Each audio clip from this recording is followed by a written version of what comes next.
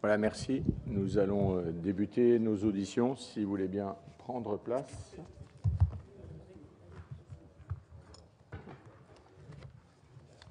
On a bien fait de prendre une salle un peu plus grande.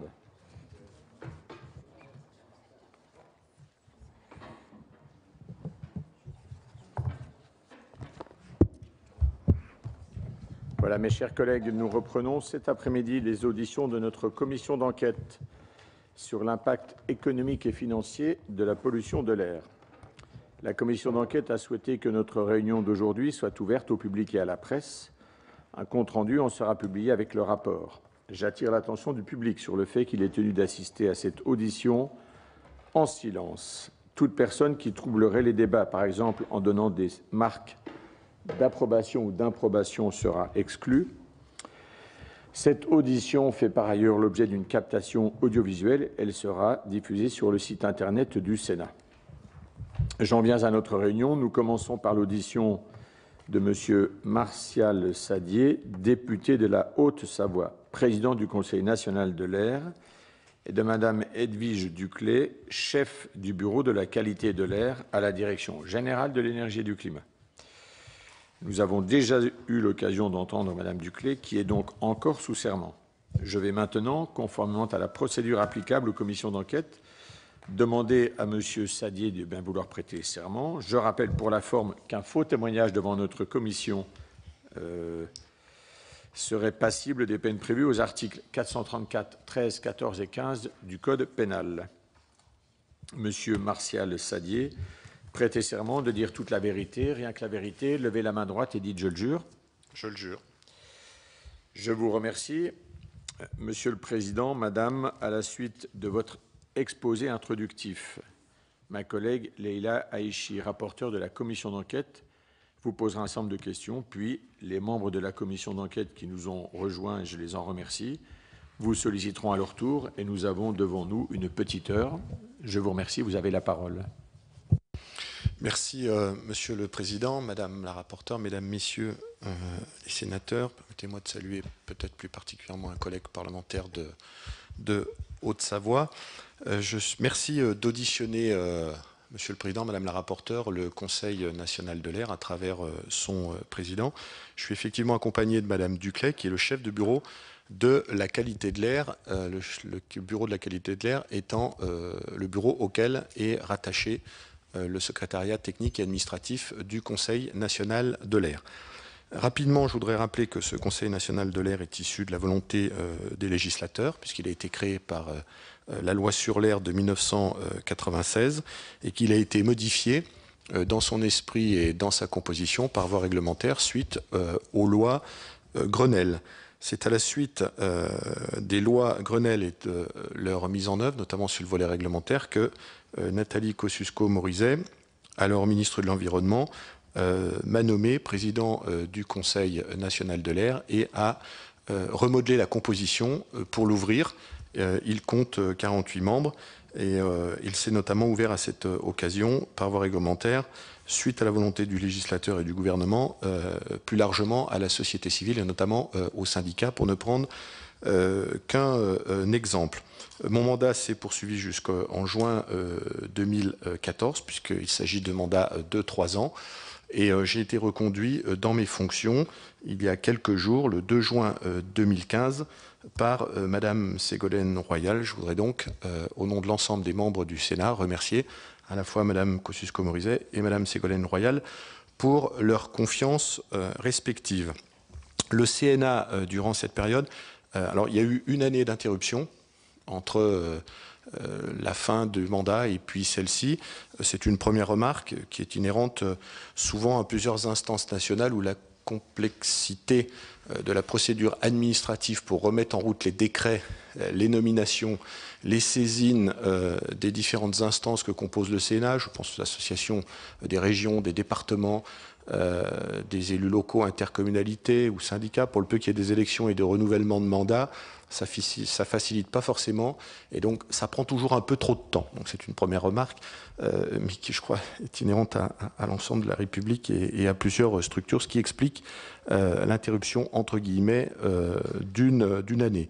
Durant son activité, le CNA s'est réuni en séance plénière à 7 reprises et je pense pouvoir dire, au nom de l'ensemble des membres du Conseil, qu'il a été notamment très actif dans un délai très court pour la mise en œuvre du volet réglementaire des lois Grenelle et notamment de l'application de la partie qualité de l'air.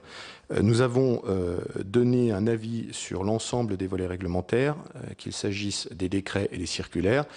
Et là aussi, je remercie les membres du Sénat puisque nous sommes quasiment systématiquement arrivés à un consensus puisque les avis ont été soit votés à l'unanimité, soit l'unanimité moins 1 ou 2 abstentions sur un sujet, vous le savez, Monsieur le Président, Madame la rapporteure, qui est particulièrement complexe, qui est scientifique et dont les origines de pollution sont elles aussi diverses, extrêmement complexes,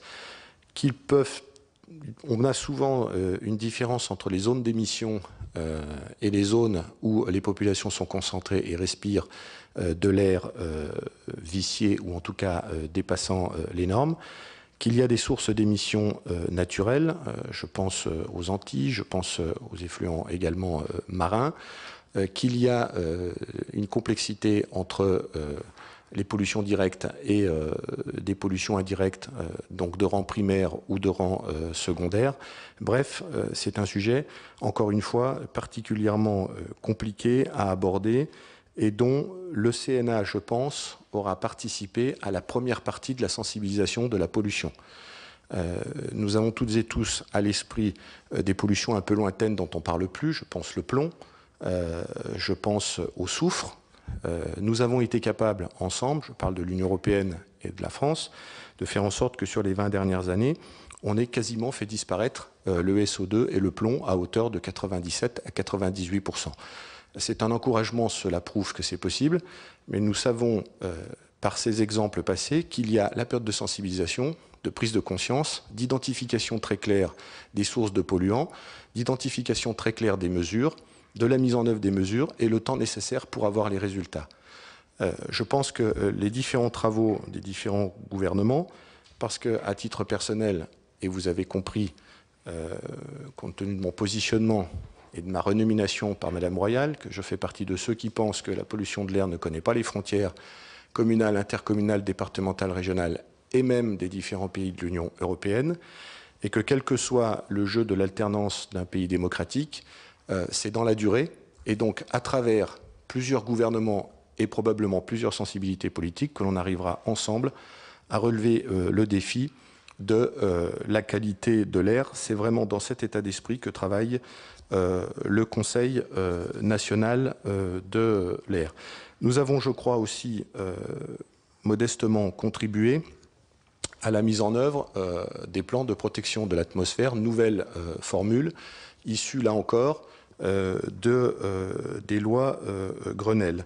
Sur les 36 zones identifiées, 24 PPA sont adoptés ou révisés. Et donc, on peut considérer qu'il y a les 2/3 du chemin de fait. Il y en a encore à parcourir. Et il faut rappeler que c'est près de la moitié de la population de notre pays qui est concernée par des zones PPA et donc par définition par des problématiques de la qualité de l'air.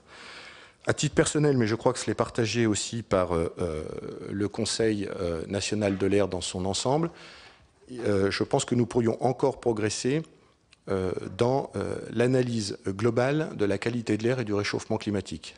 Ce sont deux choses qui sont aujourd'hui identifiées, parlées et débattues séparément, alors que nous aurions intérêt à avoir une vision globale. Lorsque nous parlons du défi, surtout cette année de la COP21 à Paris, de l'élévation de la température à l'échelle de la planète, nous devrions ensemble et en même temps, pour avoir une vision globale, parler de la qualité de l'air. Et lorsque nous parlons de la qualité de l'air, nous devrions ensemble parler également du défi de l'évolution de la planète. Pourquoi? Parce que quelquefois, quand on joue sur un indicateur, on peut avoir un effet négatif ou positif sur un autre. Et c'est peut-être, au-delà de la connaissance scientifique de l'époque, au-delà de la connaissance technologique de l'époque, c'est peut-être un des points qu'il faut corriger par rapport à certaines mesures qui ont été prises par le passé ou d'autres qui seraient amenées à être prises par les responsables publics ou privés de notre pays. Sur les moyens, donc nous avons, enfin pas le CNA directement, puisque le Sénat, je le rappelle, est constitué de gens complètement et totalement bénévoles. Il n'y a pas de défraiement sur les membres du CNA, mais nous sommes attachés à la direction de Madame Duclet, qui compte 15 personnes, qui a un budget de 26 millions d'euros, dont la plupart du budget, 17 millions d'euros, est consacré à la surveillance de la qualité de l'air à travers les ASQA, qui sont les associations de surveillance de la qualité de l'air qui ont été définies au niveau régional par le législateur et qui devront être modifiés en fonction des nouvelles régions, là aussi voulues par le législateur. Pour ne pas être trop long et répondre à vos questions, là aussi, si on regarde la bouteille à moitié pleine ou à moitié vide, nous sommes depuis 10 ans sur un constat où il y a encore du chemin à parcourir, mais je voudrais dire à la commission d'enquête, Monsieur le Président, Madame la rapporteure, que nous sommes sur une tendance à la baisse. Je crois que c'est important de se le dire, ne serait-ce qu'en termes de messages d'encouragement vis-à-vis de celles et ceux qui sont appelés à faire des efforts. Encore une fois, les décideurs publics et privés, puis surtout nos concitoyens. Sur les émissions, nous sommes sur une tendance de 30% de baisse des PM10, 35% des PM2,5 et 35% des NOx. En concentration, nous sommes sur une tendance sur les 10 dernières années de 20% de baisse sur les PM10, même si nous sommes encore en dépassement. Les chiffres sur les incidences, puisqu'il s'agit d'une commission d'enquête parlementaire, notamment sur les chiffres financiers, vous les connaissez, je crois, très largement. Ils ont dû vous être cités. On parle de 40 000 morts prématurés, potentiellement dans notre pays, plusieurs millions. Des chiffres circulent à l'échelle de la planète, entre 2 et 3 millions de personnes décédées par an, potentiellement prématurées à l'échelle de la planète. En 2012, une mission gouvernementale avait déterminé un ordre de grandeur de 20 à 30 milliards d'euros, le coût annuel potentiel sur les dépassements liés à la qualité de l'air, 60 à 80% de ces 20 à 30 milliards étant directement impactés sur la mortalité accélérée, le coût pour la sécurité sociale ayant été à l'époque évalué entre 1 à 2 milliards d'euros. Mais il faut bien reconnaître que ces chiffres mériteraient d'être réactualisés et mériteraient probablement des études supplémentaires. Ce que, là encore, très modestement, je crois que chacun le reconnaît, dans les expériences concrètes que le CNA a apportées, encore une fois, je pense que le CNA a joué un grand rôle dans la prise de conscience et dans les travaux qui ont amené la prise de conscience. La presse a joué également un grand rôle sur la prise de conscience des enjeux sur la qualité de l'air. Alors, on a parlé bien évidemment des secteurs les plus connus, les transports sont bien évidemment le secteur le plus identifié, même s'il faut bien se dire qu'à chaque zone de PPA, on peut trouver des sources d'émissions et des concentrations de polluants complètement et totalement différents. Si vous prenez l'Île-de-France et la vallée de l'Arve, que je connais un peu, nous sommes sur des sources d'émissions et des concentrations de polluants qui sont à l'opposé l'un de l'autre, puisque vous avez une dominante, soit transport, soit chauffage résidentiel, qui est extrêmement différenciée. Vous avez la spécificité des zones topographiques, puisque l'Union européenne a prévu des dérogations, en tout cas a permis de prendre en compte la topographie naturelle des terrains, notamment en zone de montagne, où les vallées encaissées subissent, de par les inversions de température, des concentrations de polluants qui s'accélèrent au fil du temps. Et vous avez enfin des spécificités telles que le chauffage bois, qui est un chauffage sain, il faut le rappeler, à condition que le brûle du bois sec est dans des appareils de combustible aux normes. C'est au CNA qu'a été inventé le fonds Airbois, qui est maintenant généralisé de par la loi et qui a pris naissance dans la vallée de l'Arve en Haute-Savoie.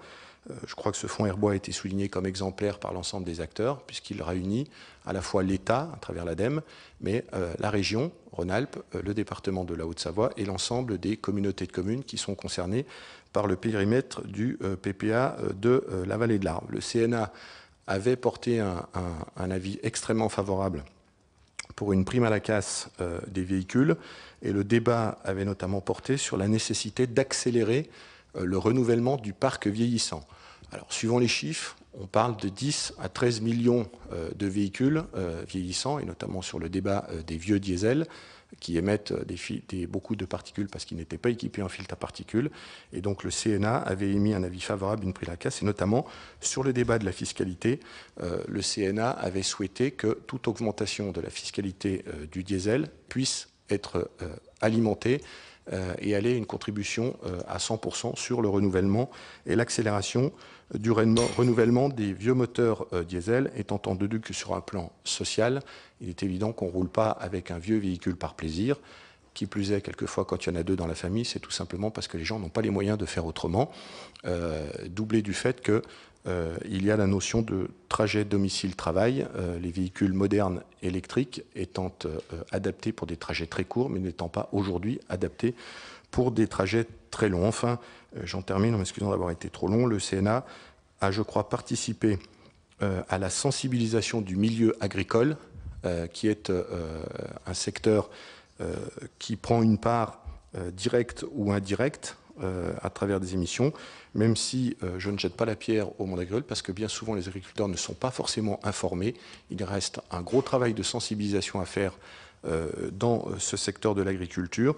Et donc le CNA a été entendu, puisque vous le savez, les ministres vous le confirmeront, des rencontres et des moyens spécifiques ont été fléchés pour faire en sorte que l'on puisse améliorer la situation.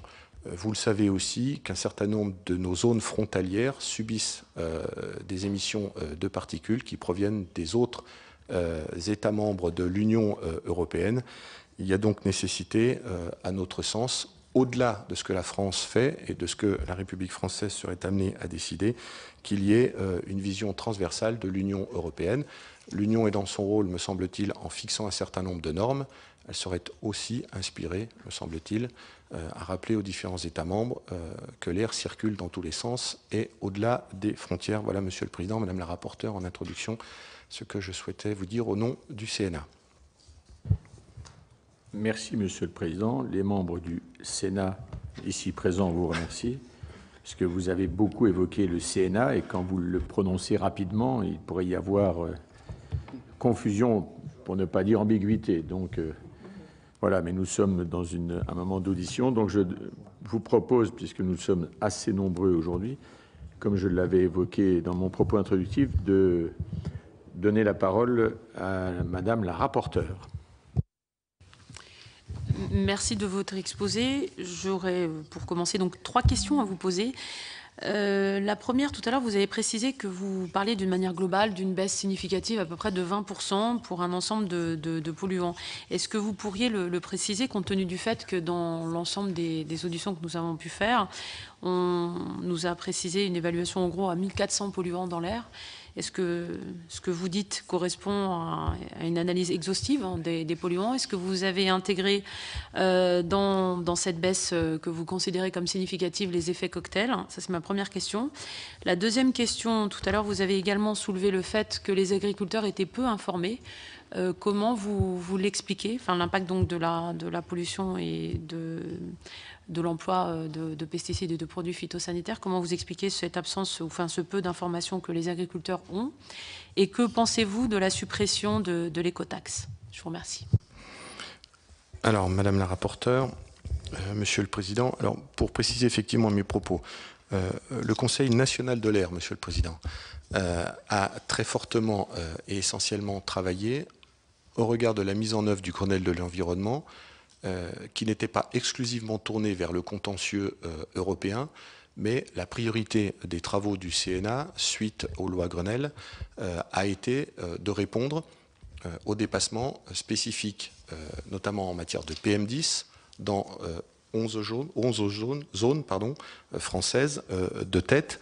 Et donc cela ne veut pas dire que nos travaux ont porté exclusivement sur les PM10, mais principalement sur les PM10 en vue de la mise en œuvre des PPA pour répondre au précontentieux, qui est quasiment en contentieux définitif. Mais là, je pense que la ministre sera plus à même de répondre que le président du CNA. Et donc, Madame la rapporteure, les chiffres que j'ai énoncés tout à l'heure parlaient des PM10 et des NOx.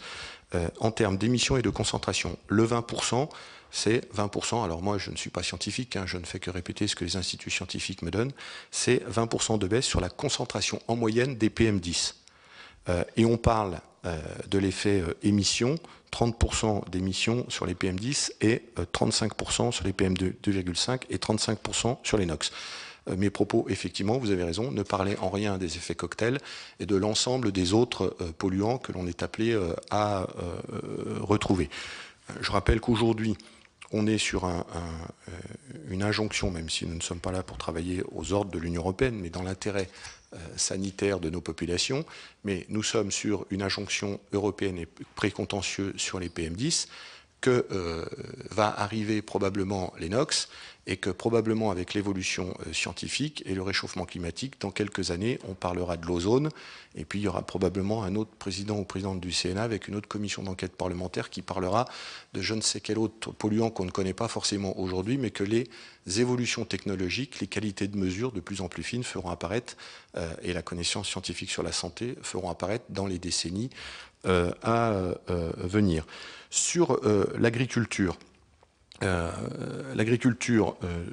je pense que c'est essentiellement effectivement un problème de méconnaissance parce qu'il n'y a pas eu de pédagogie faite et d'information faite auprès des agriculteurs.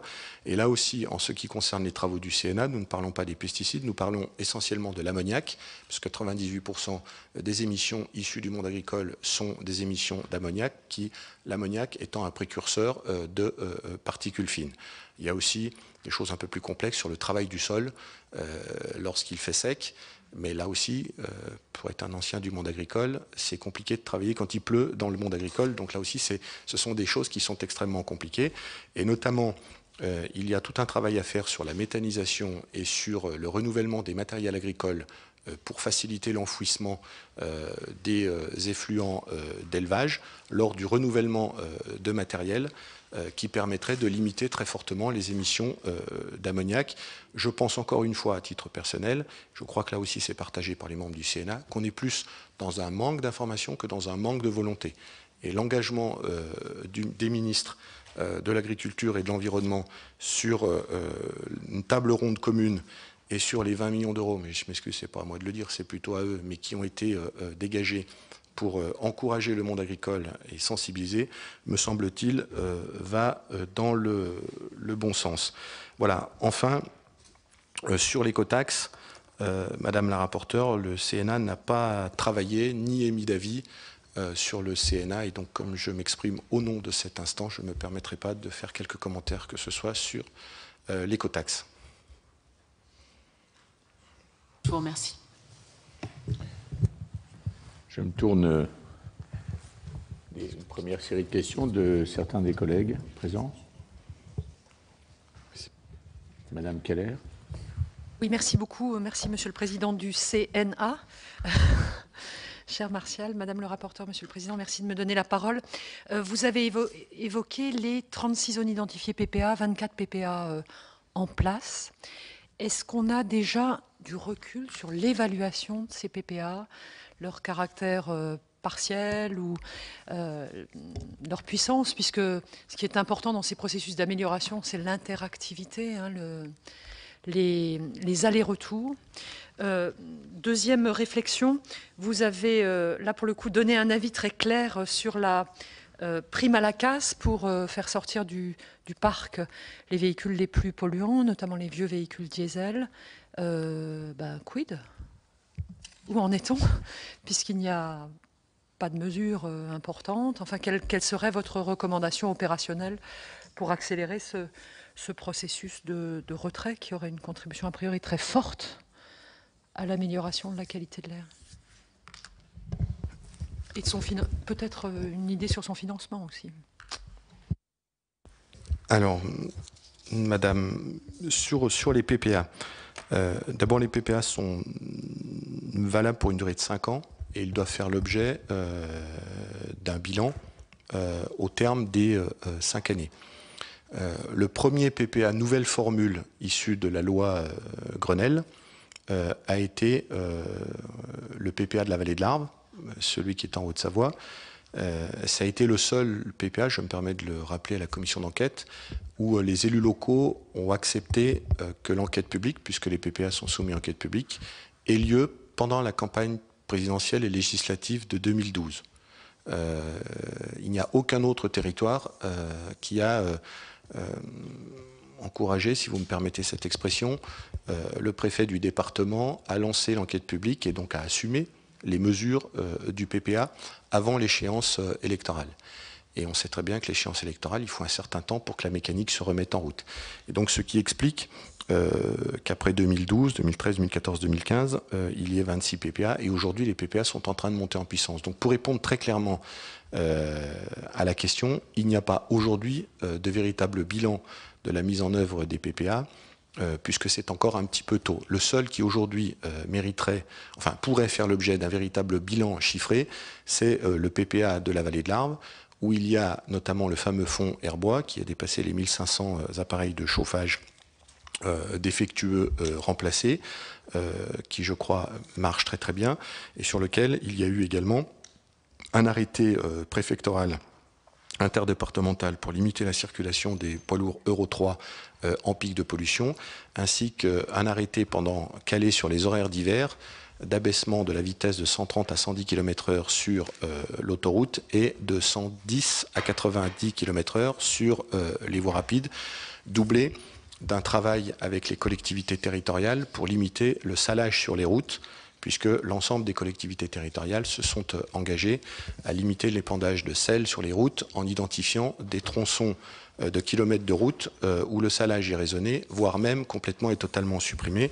Je rappelle à la Commission que dans les zones de montagne, le sel sur les routes se redisperse après les épisodes de neige et précurseur lui aussi de particules fines. C'est pour ça que je précise que cette mesure est extrêmement importante dans les zones de montagne. Voilà, donc sur le bilan, c'est un petit peu compliqué pour répondre. C'est plutôt à l'horizon 2016-2017 qu'on pourra faire un bilan exhaustif de l'ensemble des mesures. Sur la prime à la casse, il est évident qu'une prime de 10 000 € pour remplacer un véhicule polluant par un véhicule 100% électrique, c'est qu'une prime que l'on peut saluer et que je salue. Je précisais juste à la commission d'enquête que cela me semble assez restrictif pour répondre au trajet domicile-travail, même si on souhaitait tous que les trajets domicile-travail se fassent plutôt par du transport collectif que par du véhicule individuel, mais il n'y a pas du transport collectif partout.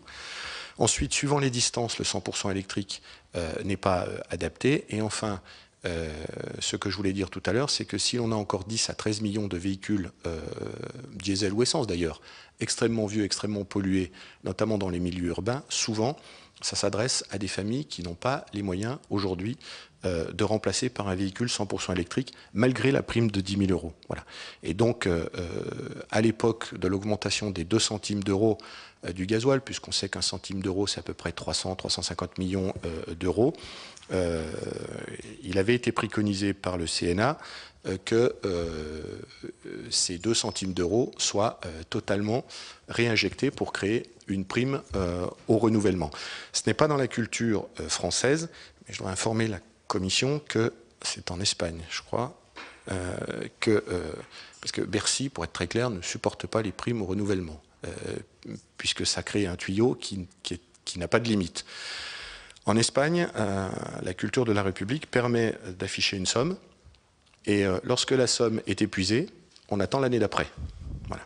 Et à titre personnel, et au niveau du CNA, c'est quelque chose qui avait été abordé, qui était de dire, s'il y a 350 millions ici à 700 millions, ça fait X véhicules changés par année, et puis quand la somme est épuisée, on attend l'année d'après. Voilà. C'est pas dans la culture française, et il faut encore convaincre beaucoup de monde, mais à titre personnel, je pense qu'il eût été bon que ces 2 centimes servent à accélérer le renouvellement du parc vieillissant. Pendant que vous reprenez votre souffle, Monsieur le Président, je vais passer la parole à ma collègue Evelyne Didier. Merci, Monsieur le Président. Monsieur le Président du CNA, vous avez évoqué l'idée de travailler ensemble sur la qualité de l'air et le réchauffement climatique. C'est vrai que c'est une question qui nous occupe beaucoup en ce moment. Est-ce que vous avez déjà une idée de comment l'un peut être utile à l'autre et vice-versa? Et est-ce qu'il y a déjà des initiatives qui ont été prises en ce sens? Est-ce que vous avez des informations à ce sujet? Ou bien c'est simplement une idée que vous lancez et qu'il faudra reprendre et travailler? Non, je n'ai pas d'idée précise, mais sans lancer un sujet polémique sur les différents carburants, on sait très bien que selon le choix de carburant que l'on fait, on dégage plus ou moins de NOx, plus ou moins de particules fines, plus ou moins de CO2, que l'on fait plus ou moins de distance avec 1 litre de carburant plutôt de l'un que plutôt de l'autre. Plutôt que de traiter un jour le problème du réchauffement climatique et le lendemain le problème des différents polluants, à titre personnel, je pense que nous serions inspirés de traiter le même jour de tous les problèmes et d'avoir à l'esprit, aussi bien encore une fois les décideurs publics et privés, que lorsque nous prenons une décision, de prendre la décision qui est la meilleure possible, ou en tout cas qui est la moins mauvaise dans l'état actuel de nos connaissances scientifiques, de nos connaissances sur la santé, à la fois pour les polluants que nous avons cités depuis le début de l'audition et que vous connaissez depuis le début de votre commission d'enquête, et pour les objectifs du 2 degrés climatique. Donc je n'ai pas de solution, mais là aussi, le Conseil national de l'air l'a exprimé d'ailleurs dans son installation du 2 juin dernier auprès de Madame la ministre. Je pense que nous serions bien inspirés petit à petit de changer le logiciel sur ces deux visions séparées. Je ne vais pas aussi parler de l'énergie, mais vous connaissez les débats sur l'énergie au niveau de l'Union européenne. Suivant les choix qu'ils sont faits, il y a des incidences positives et négatives dans tous les sens. Et donc, la vie est un éternel équilibre. Alors, je me tourne vers ma droite cette fois, et notre collègue Loïc Hervé. Merci, Monsieur le Président du CNA. Deux questions. La première, vous le savez, la commission d'enquête parlementaire s'est rendue dans notre territoire commun, en Haute-Savoie, dans la vallée de l'Arve et dans la vallée de Chamonix, pour rencontrer les acteurs locaux lors d'une journée donc de rencontres de terrain. Vous avez donc évoqué les mesures principales du plan de prévention de l'atmosphère de la vallée de l'Arve. Est-ce que vous voulez nous parler peut-être davantage des difficultés de mise en œuvre de ce plan, notamment au début? Vous avez évoqué la date de 2012, les écueils qui ont dû être à ce moment-là levés par les élus locaux. Et puis une question tout à fait particulière sur la question du transport public. Vous savez les difficultés aujourd'hui de mise en œuvre de ce type de politique, notamment eu égard à la pression fiscale et à la question du versement transport. Quelles sont les préconisations ou les réflexions du CNA sur cette question-là afin que des réseaux de transport public puissent être mis en œuvre de manière efficiente sans trop solliciter le levier économique? Alors, monsieur le sénateur, sur la première partie que nous avons effectivement connue en Haute-Savoie et dans la vallée de l'Arve, et qui est, je pense, la première étape et l'étape la plus difficile que tous les territoires vivent, c'est d'identifier j'ai envie de dire scientifiquement. Pourquoi scientifiquement? C'est pour qu'il n'y ait pas de débat sur l'origine de la pollution et la répartition de la part de chaque origine. Tant qu'un territoire n'est pas clair dans son discours et tant que ce diagnostic n'est pas partagé, le PPA n'est pas mis en œuvre, est mal élaboré, ou en tout cas on a du mal à passer à la phase active. Et donc dans la vallée de l'Arve, dont je rappelle que la vallée de l'Arve est terminée par le tunnel du Mont Blanc. Tunnel du Mont Blanc, site emblématique du défi de transférer le transport des marchandises de la route vers le rail, et site malheureusement d'une catastrophe terrible qui a coûté la vie à bien trop de personnes dans le tunnel du Mont Blanc. D'arriver en 2012 et d'expliquer à cette vallée que nous sommes en dépassement de PM10, alors que nous sommes un site touristique emblématique en montagne, où nous expliquons depuis des décennies aux gens que l'air est pur et qu'il n'y a pas de problème de qualité de l'air. Et d'expliquer dans un territoire marqué par le combat du transfert des marchandises de la route vers le rail, que ramené à 365 jours par an, 62% des émissions de particules fines sont liées au chauffage domestique résidentiel, dont à peu près 95% le chauffage bois, et que la part transport, notamment la part transport diesel, ne contribue qu'à hauteur de 16% des émissions de particules fines 365 jours par an, en rappelant que là aussi c'est un souci, dans la lisibilité des chiffres qui sont annoncés, nous annonçons des chiffres annuels qui sont quelquefois déconnectés des périodes de dépassement. Exemple, la totalité des dépassements de particules fines dans la vallée de l'Arve en Haute-Savoie ont lieu entre le 15 octobre et le 15 avril. Pourquoi? Parce que c'est lié au chauffage. Ce qui veut dire que nous affichons 62% des particules fines sur 365 jours par an, mais la réalité, c'est que pendant les dépassements, nous sommes à 95% des origines de dépassement qui sont liées au chauffage domestique. Allez expliquer ça la première fois, je ne vous explique pas, mesdames, messieurs les sénateurs, ça a été terrible. Donc il a fallu à peu près 2 à 3 années de pédagogie pour que les élus, les décideurs privés, les associations, toutes celles et ceux qui s'étaient engagés dans d'autres combats acceptent le diagnostic. Et ça, c'est la première chose qui est extrêmement importante. C'est pour cela que les moyens dédiés aux ASCA et les moyens dédiés à une discussion scientifique et régalienne, à mon sens. Il faut qu'à un moment donné, il y ait un discours régalien extrêmement fort sur les polluants, les origines de polluants et les pourcentages de polluants. Parce que tant que ce diagnostic n'est pas fait, on ne peut pas passer à la prise de conscience et à l'évolution. Je vous donne un deuxième exemple lié au chauffage, qui concerne peu les zones urbaines par définition, mais c'est l'écobuage. Allez expliquer dans des villages, ou excusez-moi parce que je parle pour moi, si vous me permettez cette expression, brûler des feuilles et des branches dans son jardin, c'est un petit peu génétique, c'était mon cas. Quand j'étais jeune, j'ai brûlé des branches dans mon jardin parce que mes parents le faisaient, mes grands-parents le faisaient, les arrière-grands-parents l'ont fait. Dans la vallée de l'Arve, il y a une zone AOC, viticole. Ça fait 300 ans qu'ils brûlent les sarments de vigne. Parce qu'on brûle les sarments de vigne, vous le savez, pour éliminer les maladies qu'il y a sur les sarments de vigne. Nous sommes allés expliquer à l'Assemblée générale des syndicats qu'ils ne brûleraient plus les sarments de vigne. Parce que comment expliquer aux populations qu'il ne fallait plus qu'ils brûlent dans leur jardin? Comment expliquer aux populations qu'il fallait qu'ils changent leurs appareils de bois défectueux? Et comment leur expliquer qu'on laissait, au mois de février-mars, tous les viticulteurs de la vallée brûler les sarments? Les viticulteurs de la vallée de l'Arve ne brûlent plus leurs sarments. Nous avons arrêté 300 ans. Ça a été la révolution. Ça a été la révolution. Aujourd'hui, c'est acquis. Donc, il y a cette phase où nous avons besoin d'un discours qui soit scientifique, qui soit technique et qui soit solide, qui soit régalien et qui ne puisse pas être remis en cause. Et une fois que l'on a ça, les autres suivent. Deuxième élément, je pense que la ministre ne vous dira pas le contraire, nous avons besoin de l'implication des élus locaux.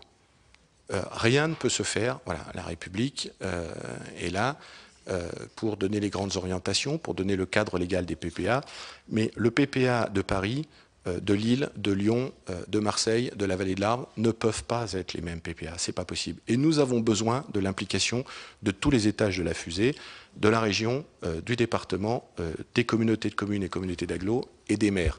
Et si modestement le PPA de la vallée de l'Arve est plutôt cité dans les PPA qui ont bien fonctionné et qui ont donné des résultats concrets, on le voit en 4 ans avec une baisse qui est enclenchée sur les PM10, c'est aussi parce que tous les acteurs locaux et tous les élus locaux ont pris à bras-le-corps et se sont engagés à travers les sites internet, à travers les bulletins municipaux, à travers des prises de position dans les vœux aux populations et à travers une participation sonnante et trébuchante qui a permis de dégager le financement de 800 appareils par an de renouvellement d'appareils de bois défectueux. Alors, pour la deuxième partie, je m'excuse, monsieur le sénateur, je n'ai pas de réponse appropriée. Sur la partie transport collectif qui intervient dans un contexte de dotation des collectivités territoriales sur lequel je ne reviens pas, et de fonds de péréquation également, qui frappent plus ou moins fortement certains territoires, il est évident, et on le vit dans certains secteurs, qu'aller vendre la mise en place du versement de transport en ce moment, il y a des choses plus simples à faire, je vous l'accorde. Mais je n'ai pas de réponse parce que le CNA n'a pas travaillé sur ce sujet. Merci, Monsieur le Président. J'ai bien noté que je ne suis pas le seul, je pense que le Conseil national de l'air était à la relance, ne serait-ce que par la nomination récente et son propre renouvellement récent du 2 juin. Je voudrais revenir, pour ne pas céder à un effet d'évitement, à la question de l'écotaxe, mais en l'abordant autrement. Les membres du Conseil national de l'air, finalement, on a globalement trois solutions. En tous les cas, certains experts et économistes ont évoqué l'action que nous pouvions avoir collectivement sur la réduction de la pollution atmosphérique ou de la pollution de l'air intérieur. Premièrement, la fiscalité. Deuxièmement, et vous l'avez repris, la pédagogie et le travail autour de la recherche et l'innovation. Et troisièmement, la réglementation. Les membres du Conseil national de l'air se sont-ils penchés sur la solution qui leur semble la mieux appropriée? C'est la première question. La seconde est plus factuelle. Vous avez évoqué l'évolution de la composition du Conseil national de l'air qui s'est ouvert, avez-vous dit, à la société civile et aux syndicats. Est-ce que cette ouverture vous paraît aujourd'hui de bon niveau, puisqu'il m'est apparu qu'il manquait encore un certain nombre d'acteurs? Or, comme d'autres, je pense qu'il faut ouvrir au maximum, et vous l'avez dit, au travers de la pédagogie qui doit toucher en tout cas nos concitoyens sans distinction de fonction, de race. Eh bien, je suis assez intéressé, en tous les cas, par cette réponse, je le redis, qui est plus factuelle. Alors, oui, Monsieur le Président, sur la composition du CNA, l'élargissement n'a pas posé de problème particulier, encore une fois, n'a pas empêché un vote consensuel sur les volets réglementaires, décrets et circulaires issus de la loi Grenelle, qui étaient quand même des choses extrêmement complexes. Ceci dit, la composition mérite encore d'être affinée, notamment puisque j'ai parlé très fortement de l'implication des élus locaux et du rôle que les collectivités territoriales seraient amenées à jouer demain. À titre personnel, je pense que une plus forte présence des élus dans le CNA ne ferait pas de mal. Et deuxième secteur qui avait, entre guillemets, été oublié, mais là aussi ça correspond, je pense, tout simplement, non pas à une mauvaise volonté, mais au fait qu'il n'y avait une absence de sensibilisation, qui est le monde agricole. Cela a fait l'objet, dès la réinstallation le 2 juin dernier du CNA, d'une question qui a été posée. Et a priori, mais là, la composition appartient à Madame la ministre de l'Environnement, mais je pense que le rééquilibrage avec la présence du monde agricole, compte tenu des enjeux que nous avons sur le monde agricole, est en bonne voie et cela devrait se régler très rapidement. Sur la première partie de la question, encore une fois, sur l'écotaxe, je suis embêté, mais il n'y a jamais eu de débat au sein du CNA. Et les solutions, je l'ai dit en introduction, sont tellement complexes, diverses et tellement différentes entre chaque territoire qu'il est difficile de répondre par un cadre général à l'enjeu de la qualité de l'air. Car, encore une fois, chaque PPA est totalement et complètement spécifique à sa région et aux différentes sources d'émissions en fonction du poids du pourcentage des unes ou des autres. Ne voyez pas de piège dans ma question, puisque c'était plutôt une question ouverte entre des leviers à actionner, mais je ne vais pas relancer. Notre collègue François Grosdidier avait demandé la parole. Oui, bien sûr, le CNA n'a pas pris position sur le dossier de l'écotaxe poids lourd. En fait, je mesure, pour être dans une région qui n'est pas de montagne, mais nous sommes dans un sillon qui est traversé par du transit international qui part du nord de l'Europe et qui va jusqu'au sud en concurrence avec le ferroviaire.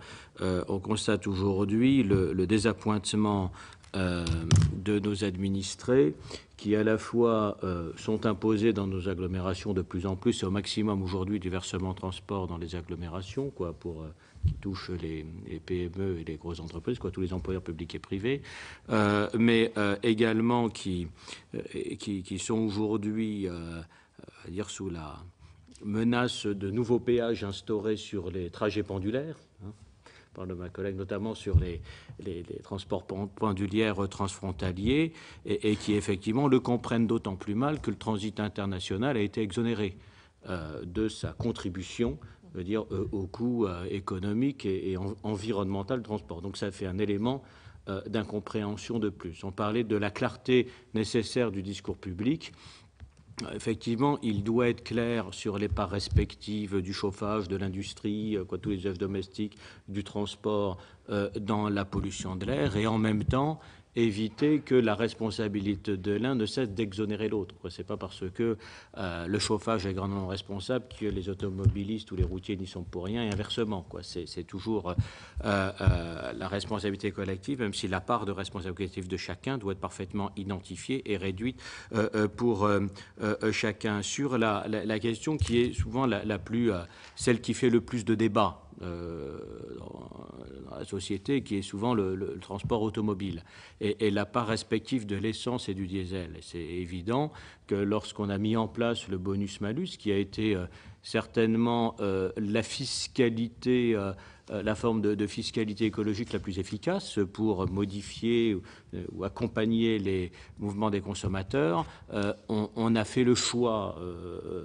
prioritaire, même exclusif, de la lutte contre le CO2, le réchauffement climatique, en négligeant tout un aspect de la qualité de l'air, que sont les particules. Alors ça correspondait aussi aux intérêts de nos industries, mais c'était aussi la priorité du moment. On parlait beaucoup plus de réchauffement climatique que de la qualité de l'air. Aujourd'hui, on aurait besoin d'un discours beaucoup plus clair et sans être exclusif. Est-ce que, et une bonne fois pour toutes, j'allais dire, est-ce que le diesel le plus efficace pour lutter contre les CO2 est plutôt préférable sur les trajets longs? Est-ce que sur les trajets urbains, trajets courts, il est à proscrire aujourd'hui? Est-ce que, contrairement à ce qu'indiquent par exemple certains constructeurs automobiles, est-ce qu'il existe un diesel propre avec popo catalytique efficace sur les premiers kilomètres, c'est-à-dire utilisable en milieu urbain?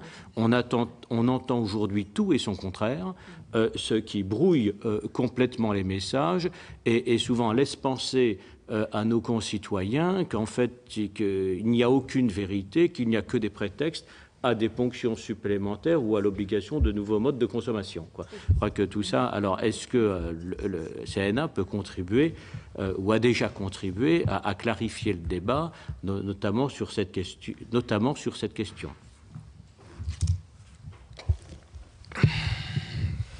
Monsieur le sénateur, sur la première partie de la question, alors je vais reprendre la perche que m'a tendue le président, même si, encore une fois, dans la mesure où je ne parle pas, je parle au nom d'une structure, je ne me permettrai pas d'aborder des sujets. Voilà. Il est évident que le niveau d'acceptabilité des populations qui subissent des transits qui ne font que traverser notre pays est arrivé à saturation dans beaucoup d'endroits que vous avez cités, mais j'en connais un aussi particulier. Deuxièmement,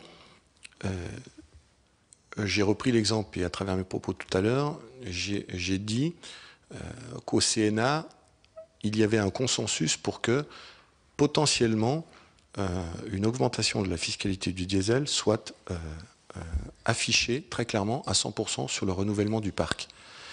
Et ce ne sont pas les constructeurs qui font la loi, c'est le législateur qui fait la loi. Il n'est pas interdit pour le législateur d'essayer de trouver des compromis avec son industrie et avec ses constructeurs, qui plus est quand ce sont des constructeurs nationaux. Je pense qu'il eût été possible de trouver un accord avec les constructeurs sur une augmentation de la fiscalité qui aurait été à 100% dédiée pour renouveler le parc polluant. C'était le sens de mes propos, et donc vous devez interpréter ce que je pense de la suppression de l'écotaxe. Excusez-moi de vous interrompre, est-ce que vous pouvez préciser votre propos quand vous dites que ce ne sont pas les constructeurs qui font la loi, mais le législateur? C'est au législateur de décider. Et il n'y a pas de commentaire à faire sur le fait que le législateur décide ou pas d'augmenter ou de rééquilibrer très clairement la fiscalité entre le diesel et l'essence. C'est au législateur de décider. Mais au-delà, puisque Madame la rapporteure, vous avez tout à l'heure effectivement parlé qu'il y avait un environnement très complexe autour, qui n'est pas facile non plus et que je reconnais, je pense qu'aujourd'hui, un certain nombre de constructeurs auraient peut-être été en accord ou intéressés par qu'un fonds soit alimenté pour accélérer le renouvellement des parcs les plus anciens. Et non pas qu'on augmente la fiscalité pour augmenter la fiscalité et que ça aille dans le puits plus large du budget de l'État et que ce soit de l'argent qui ne soit pas forcément dédié au renouvellement des moteurs les plus polluants.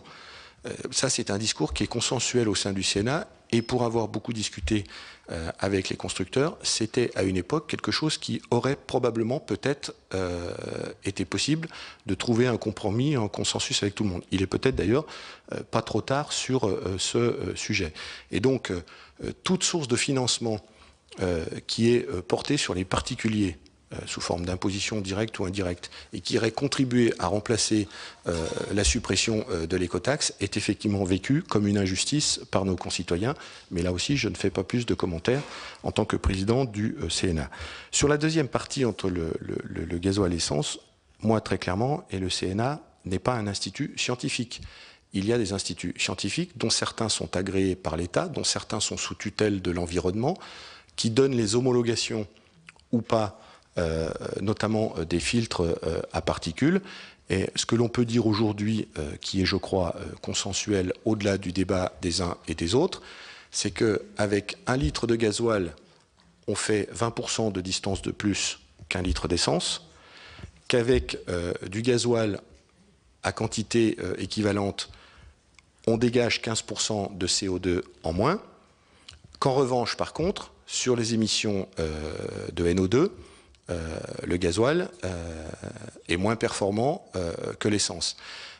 Et donc, il y a des plus et des moins sur les deux, et qu'aujourd'hui, le débat de fond, c'est que les normes européennes, et la France et les constructeurs français sont soumis, tant que les normes ne changent pas, et tant que les organismes français, qui sont encore une fois sous tutelle de l'État français, ne changent pas, sont soumis à un objectif des 95 grammes d'émissions de CO2 en 2020, où, je rappelle à la Commission, qui m'auditionne, qu'en 2020, les constructeurs devront faire la moyenne de leur consommation, de leur dégagement en CO2 de la totalité des véhicules neufs vendus, et ceux qui dépasseront 95 grammes seront soumis à des pénalités extrêmement fortes de la Commission européenne.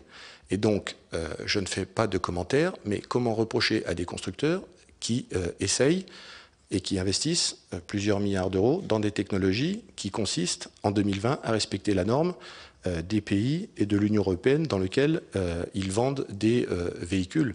Voilà, le CNA est obligé de s'en tenir à cet état de fait technologique et scientifique.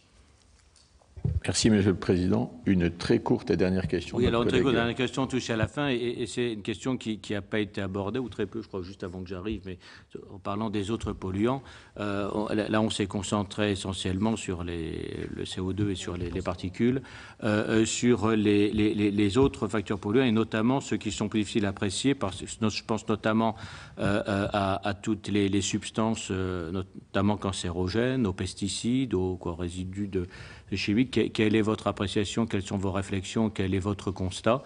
Même si effectivement c'est un domaine qui est toujours difficile à aborder. Comment vous pouvez... On est là pour estimer les coûts quand on traite des effets cancérogènes qui génèrent en général des effets à long terme aux causes multifactorielles et toujours difficile à apprécier. Mais quelle est votre réflexion donc, sur la catégorie autres polluants? Je crois que vous aviez à peine esquissé au début.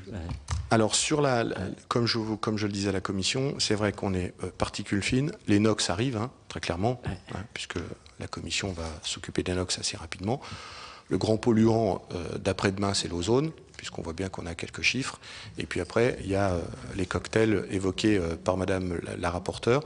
Et puis les pesticides. Sur l'aspect pesticides, si vous me le permettez, je vais donner la parole à Madame Duclet, parce qu'il y a une campagne exceptionnelle sur les pesticides qui est prévue, mais c'est très technique, donc je préfère lui donner la parole. Elle l'a bien évidemment, et ce sera la conclusion. Très bien. Donc, en ce qui concerne les pesticides, il y a des analyses qui sont faites par les différentes associations agréées de surveillance de la qualité de l'air, mais les données sont disparates et ne permettent pas d'avoir une évaluation suffisamment robuste des risques, déjà de la présence et de l'exposition des populations. Donc, c'est pour ça que nous avons lancé, donc, conjointement avec le ministère en charge de l'Agriculture, de la Santé et du Travail, une saisine conjointe de l'ANSES qui est en cours. Et l'ANSES doit nous faire des recommandations sur les meilleures modalités de surveillance des pesticides pour pouvoir évaluer l'exposition de la population. Donc cette saisine est en cours et nous avons prévu, donc c'est une action qui est à la fois dans le PNSE 3 et dans la feuille de route conférence environnementale. Il est prévu une campagne nationale exploratoire de surveillance des pesticides en s'appuyant sur les recommandations de l'ANSES pour pouvoir avoir une première approche de l'évaluation des risques. Donc voilà, et cette mesure, elle a été... donc le CNA a fait des recommandations sur les mesures à intégrer dans le PNSE 3, et donc ça faisait partie des orientations. En ce qui concerne les autres polluants, là aussi une saisine ANSES est prévue. J'arrêterai là. Et je vous remercie. Monsieur le Président. Non, écoutez, je vous remercie, Monsieur le Président, Madame la rapporteure, déjà de vous intéresser à la qualité de l'air, ce qui prouve que beaucoup de chemin a été parcouru. Et encore une fois, à titre personnel, je pense que ça doit, à 95% des sujets abordés au Conseil national de l'air, transcender les limites géographiques et les clivages politiques. Au Sénat, et que la météo, vous avez vu, est ensoleillée, donc nous sommes encore plus nombreux. Merci.